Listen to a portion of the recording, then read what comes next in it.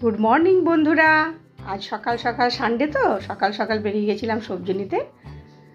ওর সাথে এই যে মেথি দিয়ে আজকে থেপলা বানাবো।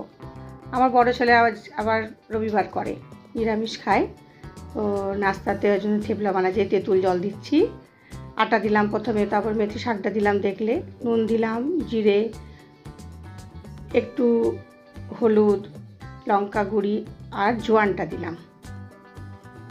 জোয়ান, একটু আদা লঙ্কা থেতো করেছি, ওটাও মিশাবো।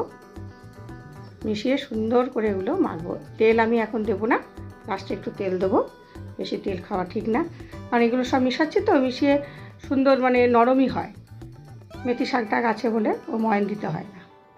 মেখে নিচ্ছি সুন্দর করে। এই যে মাখা হয়ে গেল। যত মাখবো নরমটা সুন্দর হবে, রুটিটা আরও ভালো হয়। এই যে একটু সাদা তেল দিয়ে দিচ্ছি উপরে,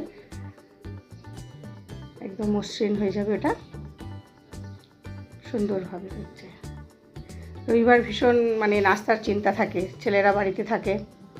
এই যে বানাচ্ছি একটা, দেখো গ্যাসটা জোরে দিলাম একটু।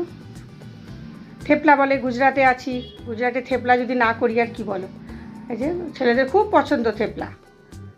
এই যে বিশেষ করে বড় ছেলে আবার গুজরাটি খাবার ভীষণ পছন্দ করে। একটু তেল দিয়ে দিলাম তাওয়াতে, প্রথমে ওটা দিয়ে রুটিটা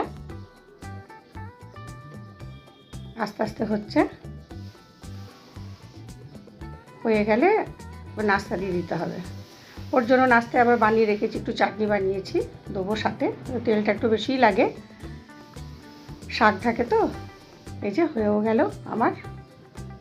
সকাল সকাল পেট ভরে নাস্তাটাও করে নেবে, কারণ খাওয়া খুব প্রচণ্ড দেরি হয় আমার। এই যে হয়ে গেল। এই যে ধনেপাতার চাটনি আর দই দিয়ে করে দিলাম, সকাল সকাল রেডি।